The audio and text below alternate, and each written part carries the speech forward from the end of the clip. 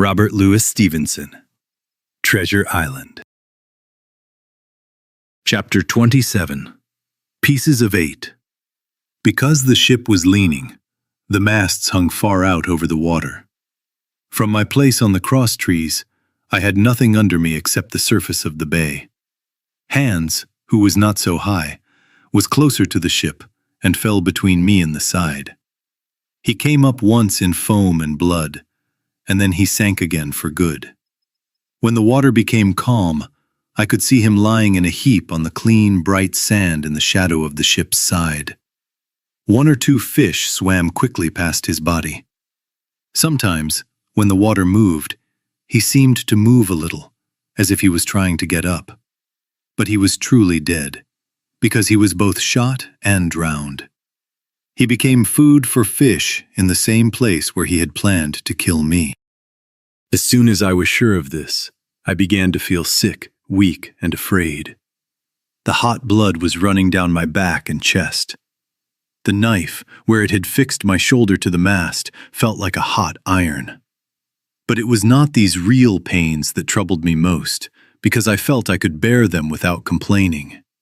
It was the fear in my mind of falling from the cross trees into that still green water, next to the body of the coxswain.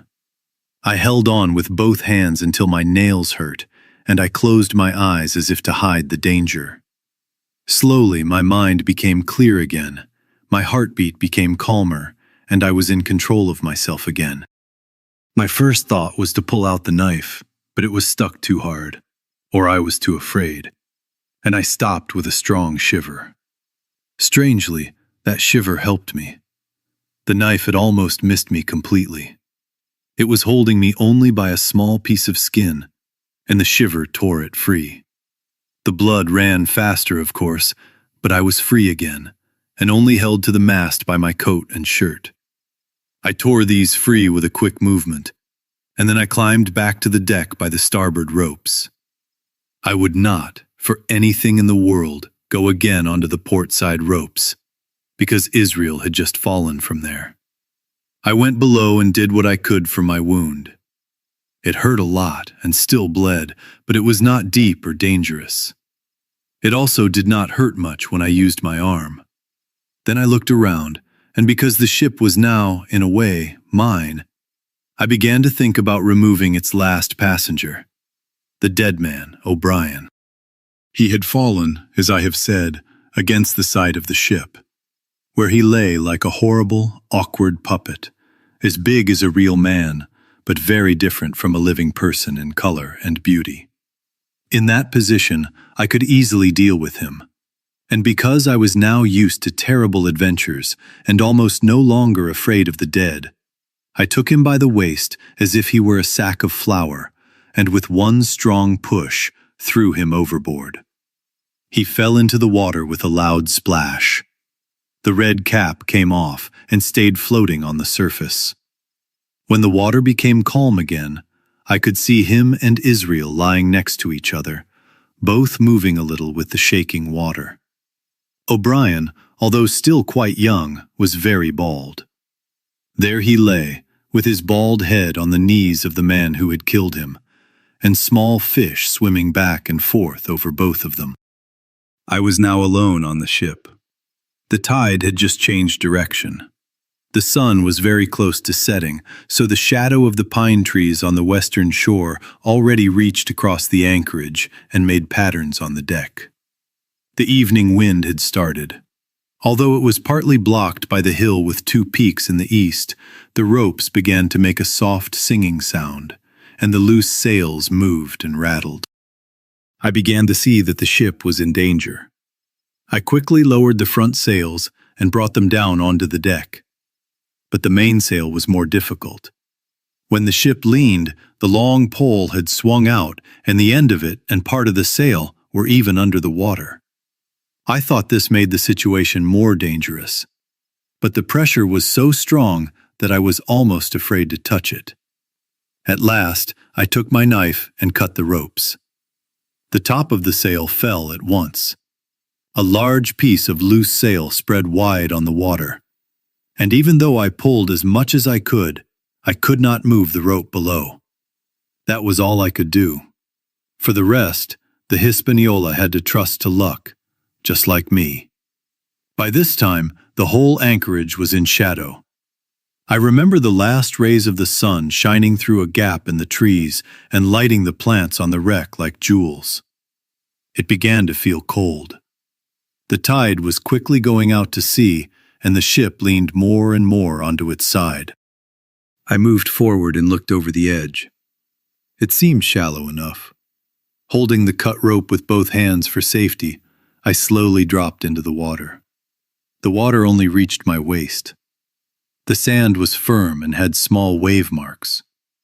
I walked to the shore in a very good mood, leaving the Hispaniola on its side, with the mainsail spread wide on the water.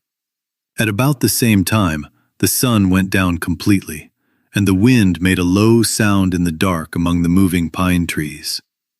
At last, I was off the sea, and I had not come back empty-handed. The schooner was there, now free from pirates and ready for our men to take and sail again. I wanted very much to return to the stockade and tell everyone about what I had done. Maybe I would be blamed a little for running away, but taking back the Hispaniola was a strong answer. I hoped that even Captain Smollett would agree that I had not wasted my time.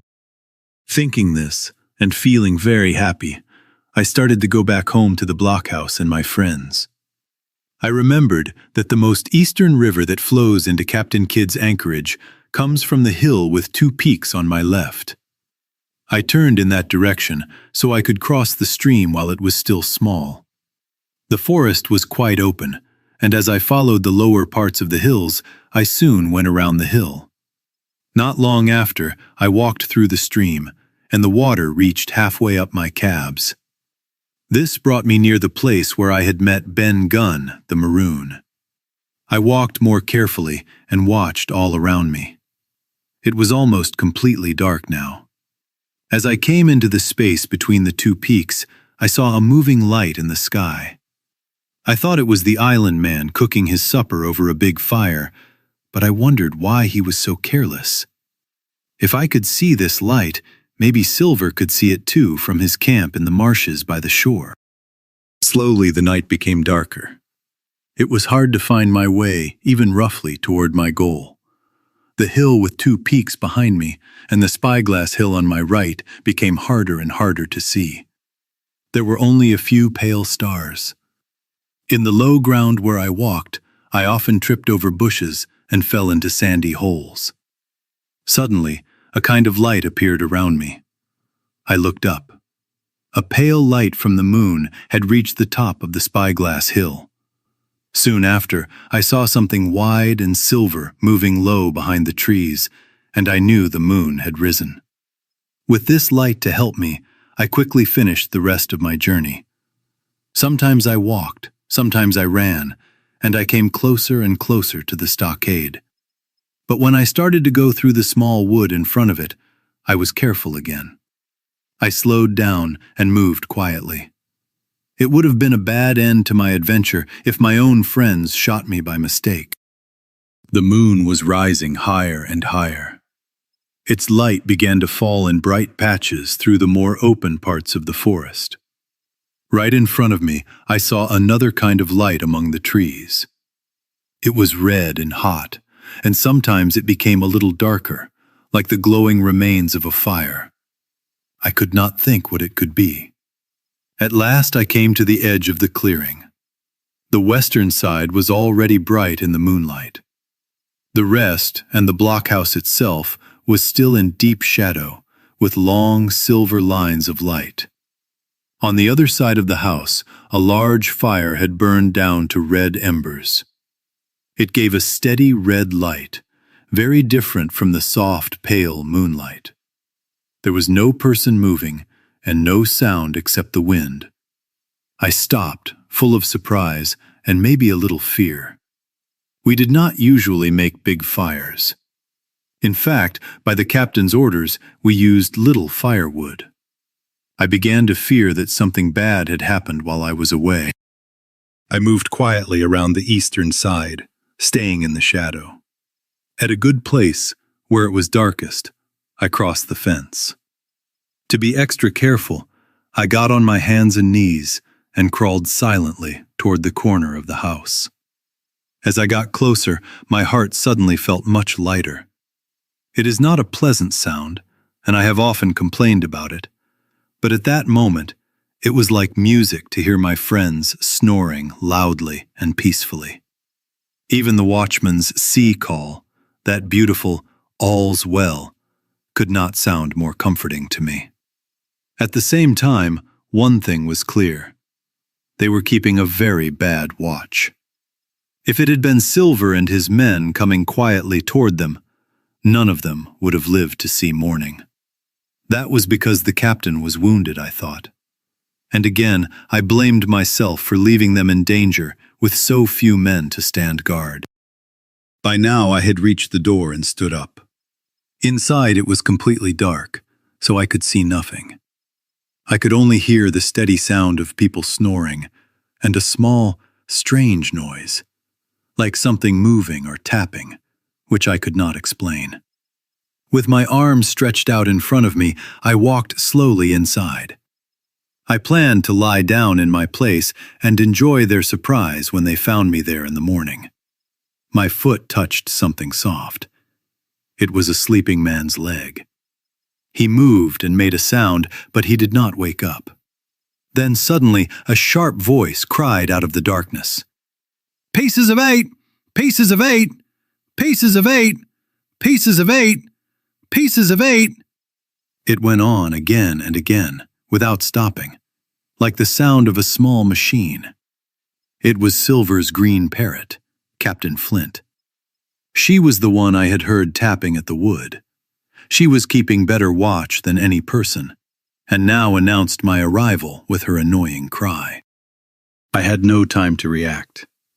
At the sharp voice of the parrot, the sleepers woke and jumped up, and with a loud curse, Silver's voice shouted, "Who goes?"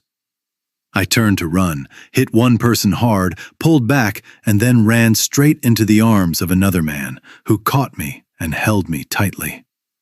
"Bring a torch, Dick," said Silver when he was sure I was caught. One of the men left the house and soon came back with a burning torch.